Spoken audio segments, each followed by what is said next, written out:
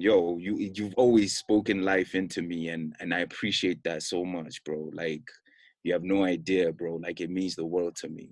MP keep dancing. He only hang out with the kicks and he only hang out with the kicks and snares. What's up, man? So good to see you. It's good to see you, bro. So good to see you.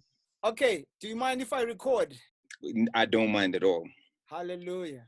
So good Please. to see you. How are you, man? You looking good? Hey, man. Your pace is Thank insane. Oh, really? Your pace is insane. Oh, you mean running? Running? Hey, man, I'm just trying to keep up with you guys. I'm just trying to keep up with y'all, man. Yo. Come on. You know how it is. We're trying to do and get this body right, Yeah, trying to be in shape. Spirit, soul, and body 7 days a week, my G. Absolutely. Yeah, so, bro, I've been working on this show called Kicks and Snares. Now, Kicks and Snares is a show about telling the stories behind the music. Behind every song, as well as just showing the people around it, and then just working the narrative of the music, like how the song was actually made from the people that they met, as well as technically. Like, so there's two elements in the show. So it's like, people like yourself, the song. I mean, I'd love to be the one who takes all the credit. Oh, I did the song. Yeah, no. Like, because I made a song like "Do It Like I Can" or "Such a Brat," I got to meet you and get to know you, and we share a special bond because of the music. Absolutely. What a time that was, bro. Similarly to your brother making a song, he knows so many people, and whoever's listening to the music, their stories. I'm sure they have countless stories that they can say, oh, when I heard "Do It Like I Can," this is what was going on in my life. I was doing my third year at university. So I'm just trying to connect the worlds through music. That's basically what I'm trying to do. That's all I'm trying to do. Great. And just like fill in the gaps. I think God will do the rest of it. I just need to I just need to do the thing that I'm passionate about. My biggest passion is just to connect musicians, bro. Like the ones in the background, because like no one ever takes care of those guys, So and what I learned, bro, is that when you have a burden, because you are the one to come up with the solution, So I don't right now I don't got the answers. Right now, all I have is this little platform of like 9 followers, and a voice. You gotta start somewhere, bro. You don't doubt. You gotta start somewhere, bro. Yeah, I don't even doubt it. So like, I'm just trying to use my platform to write these stories and to tell people about these people that I've met, so that they know that these people exist. And I'm very certain that something dope. I mean, I've got other projects that I align with this that are gonna take place in a couple of months. But for me, I feel like this is a start to acknowledge the people that have played a major role in my life publicly, and say, yo, the reason why that song sounds dope is because of this person. Because you guys know of "Do It Like I Can" is because there was a great management team behind them. You know what I mean? So with all that said, Instro, welcome to Kicks and Snares, man. Thank you so much, man. I appreciate it. Lovely to be here. Yeah, okay. Yeah. So the story for me begins in 2011.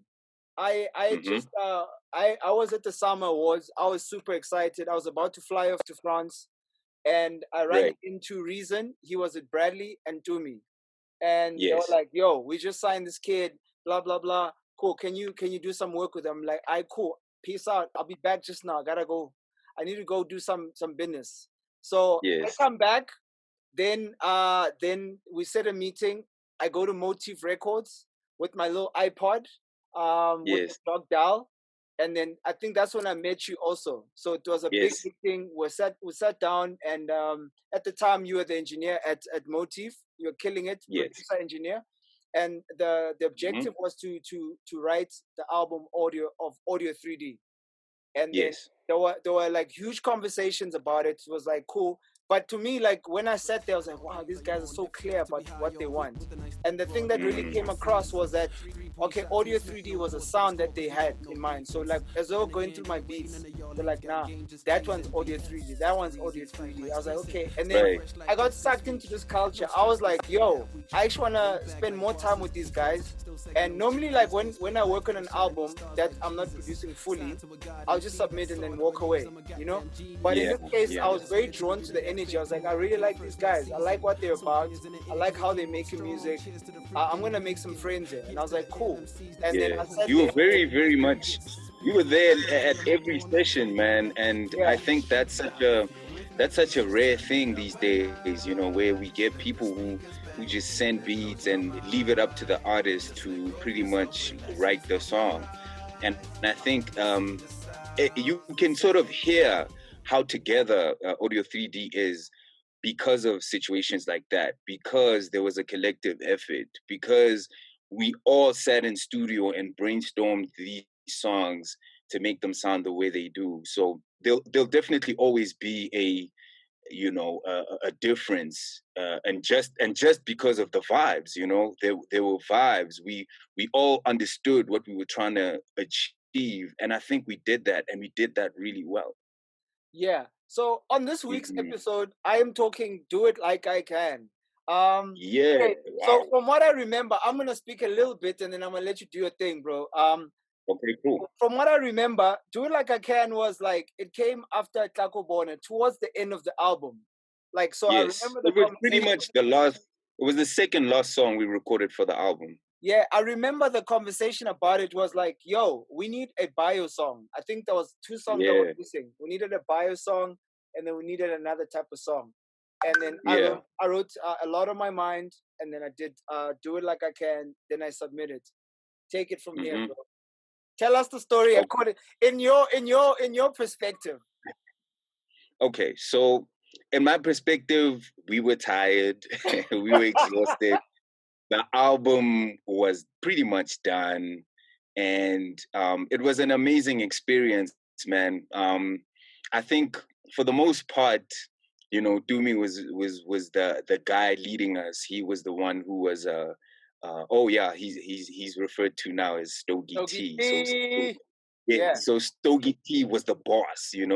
He was the one that pretty much his responsibility was to carry out the vision of the album, because sometimes we as artists can get carried away.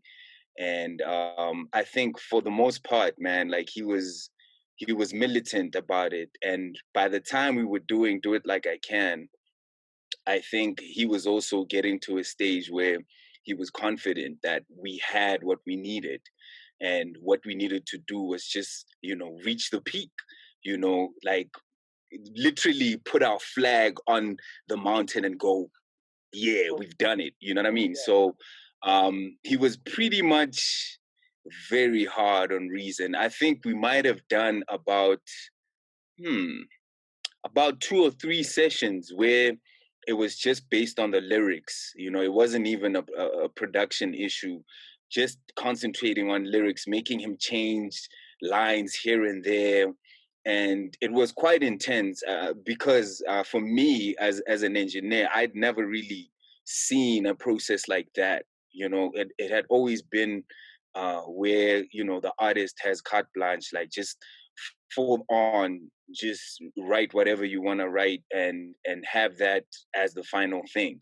But we were so, I guess, so driven, and so focused on achieving the goal that I think Dumi had a very rigid a vision for it, and one that we all needed. You know what I mean? I think in most cases it's not always great or good to have to not have an open mind, but I think he was just so clear about what he wanted for the album that if he would be able to tell when we step aside of that goal. And I think at some point it's important, especially when you're wrapping up and you're working on the singles, the stuff that's actually gonna make the money, the money makers. It's important to bring in a bit of artistry, bring in a bit of a bit of business, bring in a bit of radio, bring in a bit of the video. You know what I mean? We're in studio, we're writing the song, but we already have the video in mind. That's the kind of mentality that the guys had. And for me, that was a first. It was a first to experience that kind of intense process on working on the songs. And it's one of those experiences I'll cherish for the rest of my life, because that shaped the way I first of all engineered, and it shaped the way I produce music myself. Because you have to have a balance. You have to consider everything, because at the end of the day, we're trying to live off this thing, and we're trying to make sure that we make timeless music. So that's pretty much how that experience happened for me. Hey man, as you are talking about the engineering behind it, one of the things Yes. that I remember, the first few things that I picked up, that I was like, that is so dope. Coming into studio into an audio 3D session was the attention to the detail. Like I remember Absolutely. I remember your chain. It was the focus, right? And that microphone. Yes. And every single time you were like pedantic about it. You're like, yo, we need to dial it here. I think in my mind, maybe I might have made up that memory. Like, take a screenshot of the dials and be like, yo, this is where we start, and then we're gonna work in this vocal. And I remember a reason we'd have to go in the booth and like, then you sit and then you're like crunching the vocal to get it to like a standard. Exactly where I needed it to it goes be. into the Pro Tools. Absolutely. It was important to me to have for Reason to have a certain voice.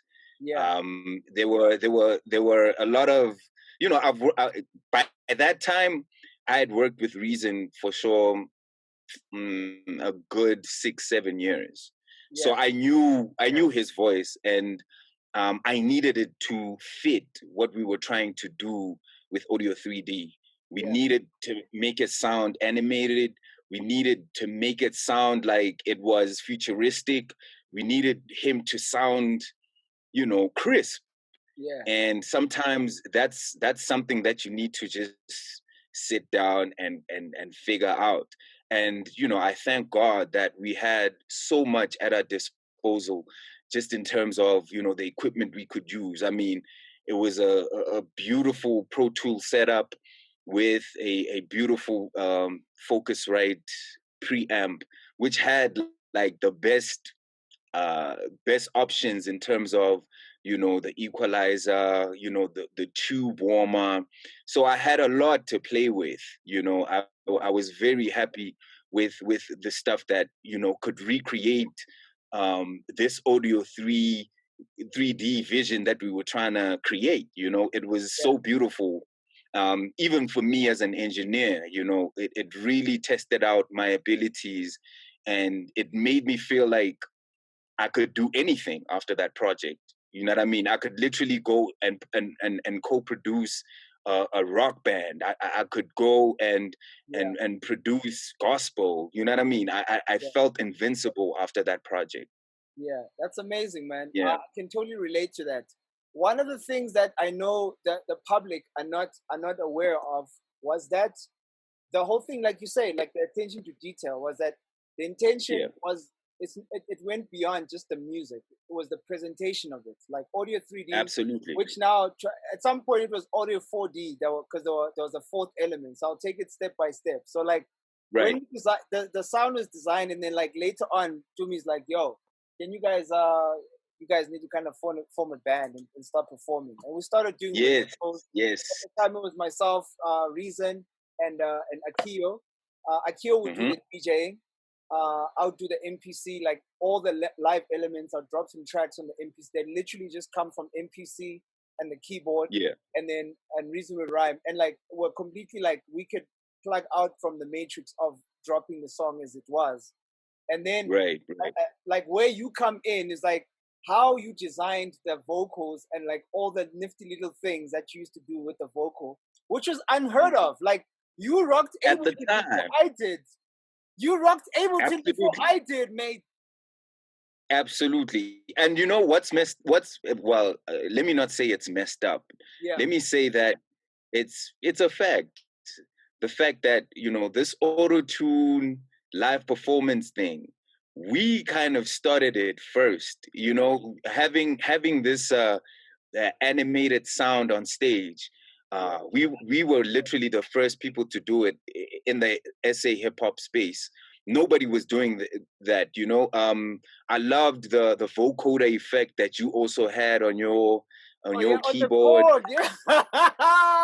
Absolutely. No one was doing that kind of stuff. And Yeah, I am of the belief that a lot of people saw that and they started emulating it, and it actually started a thing, And I think that's all credit to the vision that we had, and which started in the studio, that we managed to translate into a live performance. My only wish was that we had spent a bit more time to study its dynamic, because we were literally just reaching out in the dark. We were experimenting. We were doing so. I wish we had spent a bit more time to refine it and to make it our own thing. But God always has a plan for everything, and I'm so glad to see that a lot of people are putting so much effort into their live performances. They're taking it seriously, just like we did all those years ago. Yeah. And the one thing I am very grateful for. I'm grateful for the gift of creativity and the gift of music, Absolutely. because it's powerful, man. It's powerful to write something in a small room, like a piece of music, and then have very skilled people, like skilled engineers, skilled A&R people, skilled writers, and which translates into like a bigger conversation. Like, I mean, I was chatting to Akio earlier, and we're chatting Yeah. about the fact that I was like, "Yo, remember the time we're the it boys for Skyroom Live? Like every Yes. single time we'd get a booking, boom, and Yeah. massive platform based on just the presentation of the music and the professional attitude, and I mean we went as far as LA, and then I missed the trip to Reeperbahn, to the Reeperbahn, which you were also part Which of. was incredible, life-changing. It was a Yeah, life-changing experience. for me, like every time I think of things like that, and then to whoever's watching this, like it's an encouraging thing. It's like whatever Yeah. you have, you might have a small gift of you are a good writer, or a good lyricist, or you're a good arranger. Like you might think it's like a tiny drop in the ocean, but that is the thing, that is the gift that unlocks you. One of my favorite scriptures Absolutely. is, "A man's gift makes room for him and places him before great men, before kings." Absolutely. And Yeah. this other homie of mine, he said to me in December, he's like, "Yo," and he caught me by surprise. I was like, "Whoa!" I was like, "Yo," he said this scripture to me in a way that I never thought. He's like, "Yo, if you hide your gift, you're gonna keep going under, because the gift needs to Yeah. be directed. So you kind of need to direct your gift everywhere. Like, and the best place to direct it is to the sun. Like, out, like expose it, show people what you're made of. You might Yeah. feel like, oh no, it's not big enough, it needs to be polished. There's no such thing. Never like Nyata, Mm-hmm. how amazing you are. Like every person has got something Absolutely. dope. Like that one person Yeah. watching you do your thing, watching your little mix, and watching this little thing, they're like, oh, I can develop this, and then something can be created of it. For me, Yeah. that makes me Yeah. really excited about creating. Yeah, no doubt. I mean, it's, God is a creator, Yeah, yeah, and yeah, we were made in his image. yeah, And that means creativity is part of who we are, yeah. It's something that we need to embrace.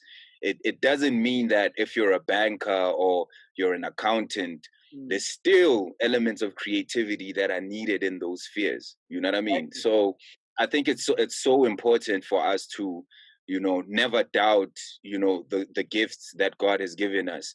And it's important for us to, like you're saying, to unearth them and to refine them, because that's the ultimate life experience, in my opinion. Yeah, If yeah, you explore everything, all your gifts, there's a saying that they like to say that you must leave this earth empty, and I strongly believe that you must experience every single thing, hence the pace, hence running as much as I can, trying to keep up. Yeah. I'm at that level in my life where I'm just trying to do everything that I believe I can do, and I am surprising myself each and every day. It's lovely to consider myself a producer, someone who made a significant impact in what South African hip hop music is today. But like, it's also so fulfilling to be involved in things that make me feel like I'm a student. I'm new. And that's all part of creativity, exploring it and seeing it for what it is, and just being able to move from strength to strength, and realizing that, wow, I can actually do this, and eventually getting to a state of mastery. I think we should all have that kind of mindset, where we believe we can do anything that we set our minds to. And music has that kind of power as well. You can find yourself, in a room with Timberland, not even understanding how that even happened, just because of your gift. And I think, we should always strive to be those kinds of human beings, stretching the norms, and being inquisitive and being creative. That's where my mindset is right now. That's amazing, man. Speaking of Timbo, remember we met him at it was a Casa Light gig in Pretoria somewhere. You guys met him. I chickened out. You guys met him. Like, we were all at the at backstage, and I ran away, man. I was just too nervous to meet Timberland. Like, I can't say I regret it, but it's one of those moments where I wish fear hadn't overcome me, because I just admire the guy so much that I didn't know how I was gonna react to see him in person. That's how unsure of myself I was back then. But I heard you guys met him, and he was a cool guy, and the experience was dope. Dude, you vibed, man. We spoke. The one little page that I can take from that conversation was that, because I walked in there, I was nervous, like anybody would. Meeting an idol. Like, I mean, he's the one of the people that got me to start producing in the first place. Growing up, playing those songs, I'm like, same. The textures. You know what I mean?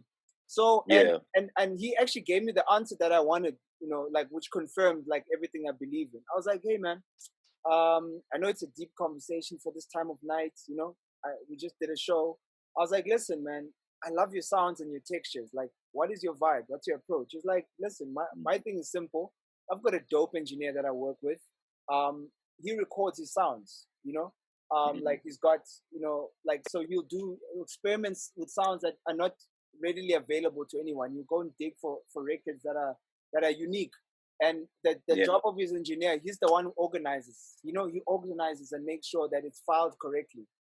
And like, I was encouraged, and I walked away. I was like, yeah, man, I still got this.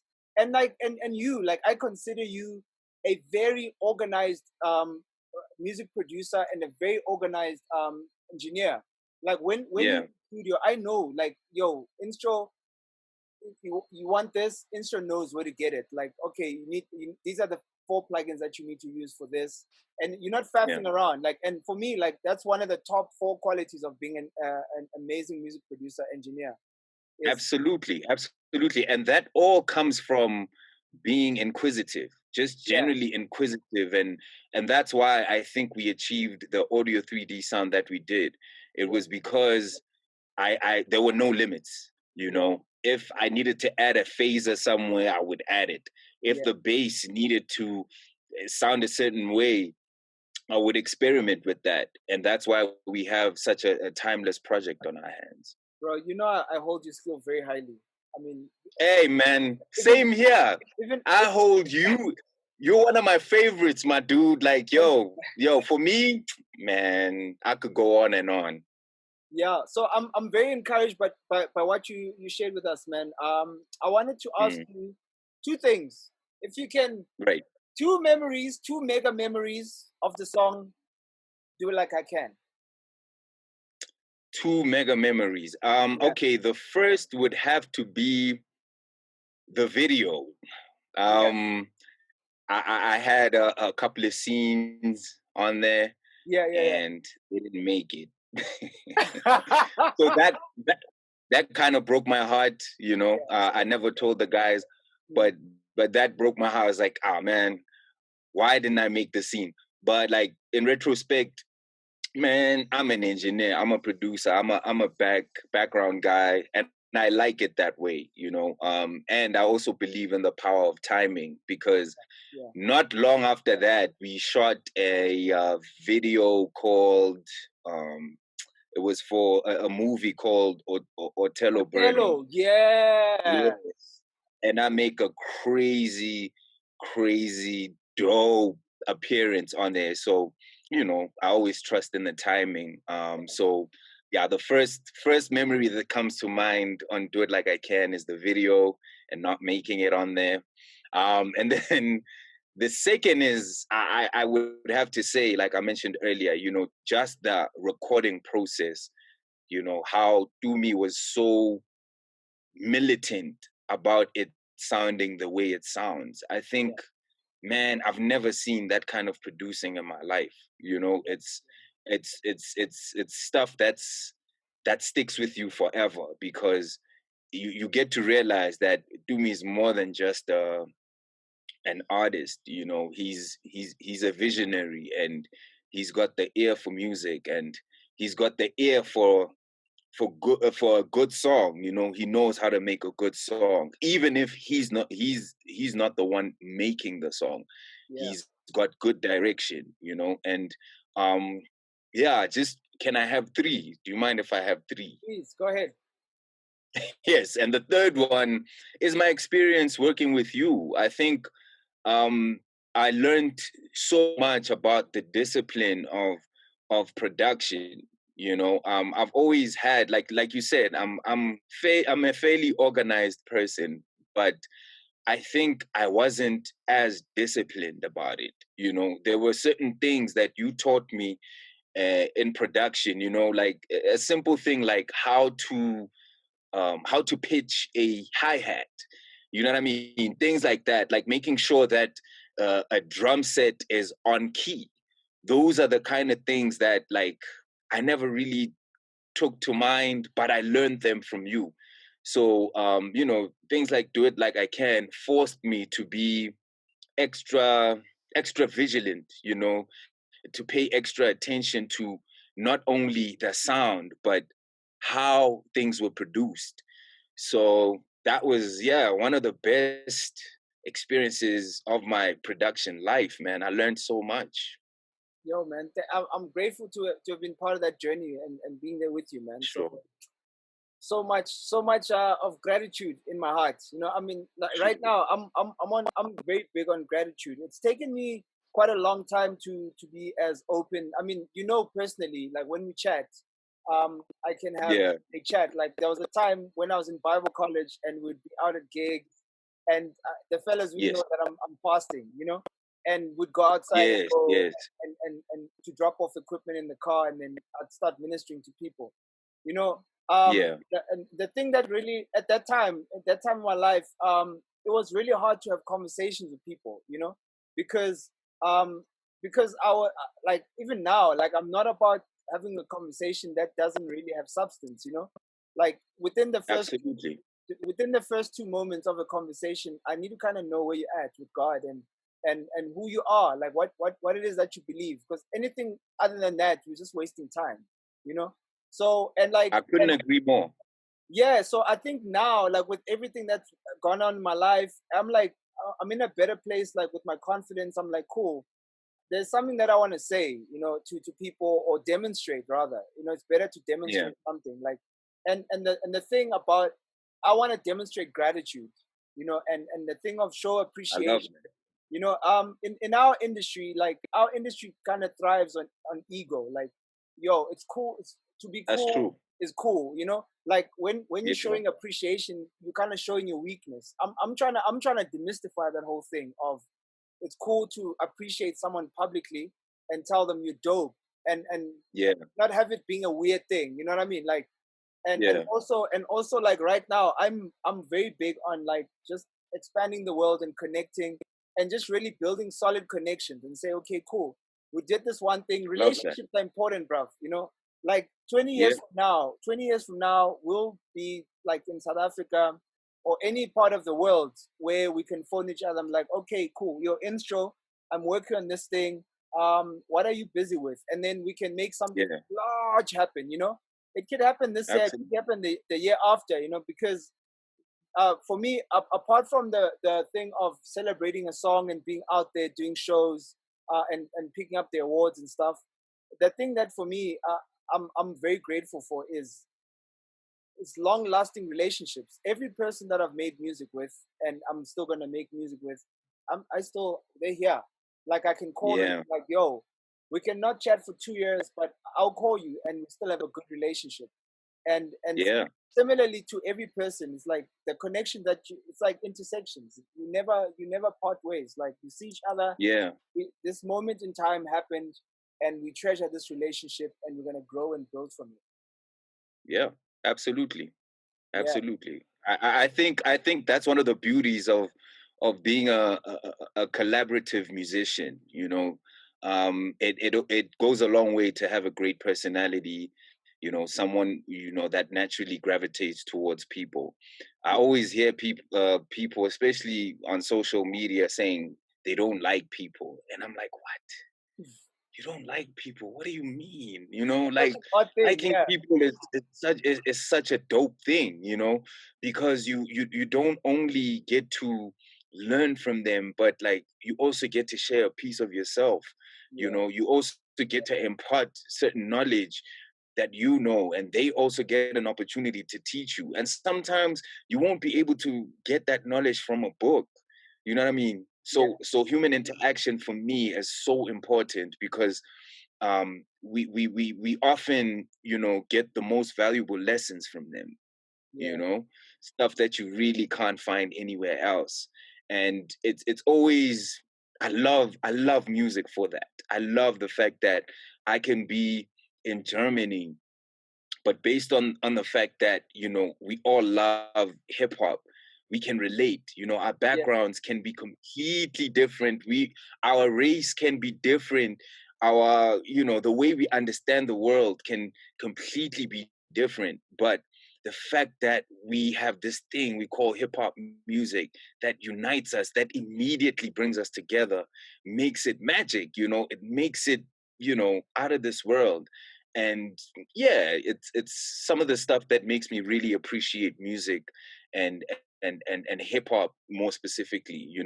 We connect um so much better, as human yeah. beings when we find ourselves in a hip hop space. Being from different backgrounds, but still being able to connect because of the music. I think So that's a very important thing, and an important element about being musicians. that is the thing that for me it's been a thread. You know, flying to France the first time, not being able to Yeah. speak French, and working with people that don't speak English, and reaching a point where you're sitting in the room and you're playing them a selection of the music that you like and the music that you Yeah. create, and having them look and be like, but it's like you grew up down the road.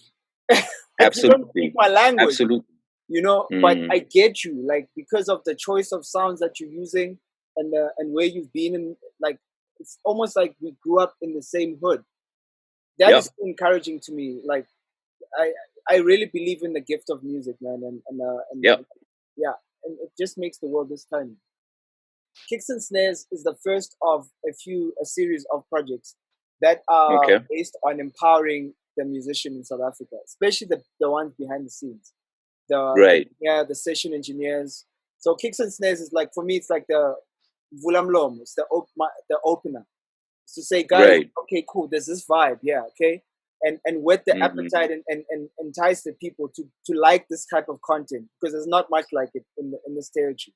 it really doesn't matter. It's about delivering the message that needs to be presented at that moment. So And I've always admired that about you, man. Always. You've always been brave.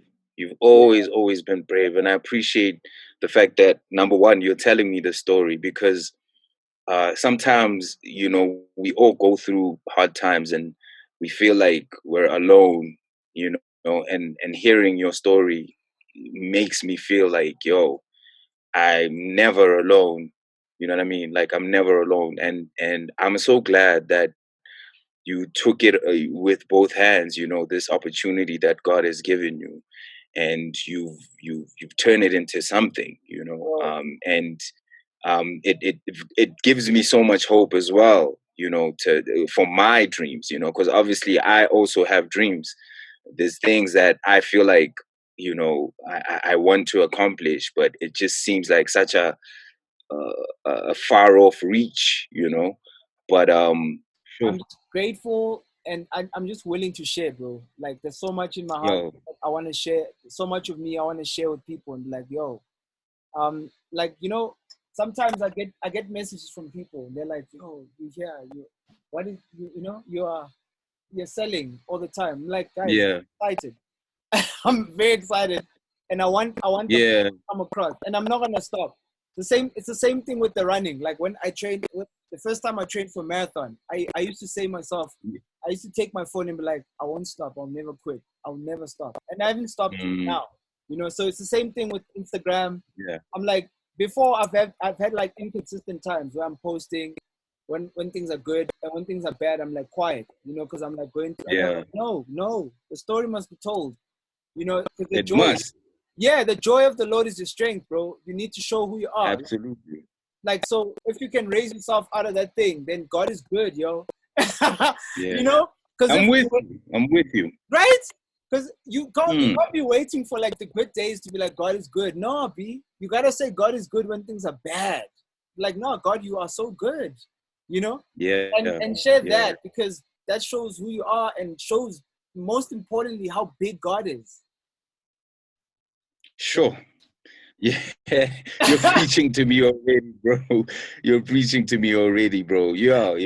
Yeah, no, you know what? I'm very inspired, to hear that, you come from this and you are here now, and I think it's so important to not to stop. I also learned that, like, how important that is, you need to keep going, even when it seems like things are not looking up. You need to keep going, because you are not alone. You are not alone. Like I know the world tends to make you feel that way, but you're not.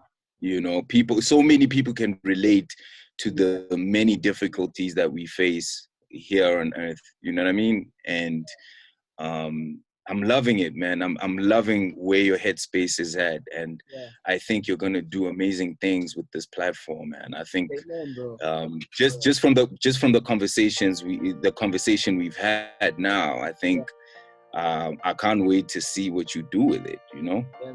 Yeah. Listen, can I tell you one other small thing that's scary? When you press send, bro, like, you've like said, you put your heart, you've said your entire heart. Yeah. Your heart sinks. You're like, oh, what are they gonna think of me? You're like, oh, they're gonna know me. And God is like, like, they need to know you, like who you are. Like, the real, not like the put on version of yourself. No. Yes. You're fearfully and wonderfully made. Boom. Hey, you're a masterpiece. Yeah. So. And He's got you. That's the thing. He's got you. He's got you. I don't know how many scriptures reassure us that He is always with you. You understand what I'm saying? He is always with you. Whether things look bad, whether things look good, He is always there with you. So I love where your headspace is at. Like I said earlier, like, your courage, man. Your courage inspires me to also step out of myself and do what I need to do. You know what I'm saying? Like, man, you have no idea. But you always do this. So, so yo, man, I'm not surprised. I'm not surprised at all. Word. Yo, but yeah, please keep me updated about the technical stuff. I gotta go now. It's almost past. But yeah, please stay in contact. If you need anything, please just holla. I'll be more than welcome to help and to lay a hand wherever I can, my G. Definitely, we'll do a thorough like proper Zoom call like we did today. Okay, all good, my G. Thank you. God bless you. All right, Thank you so much for your time. bro. God bless you too, my G. Yes, sir. Peace. Peace. What's up, everybody? My name is Instro, also known as Mr. Instro, and you're watching Kicks and Snares with my man 37 MPH. Blow.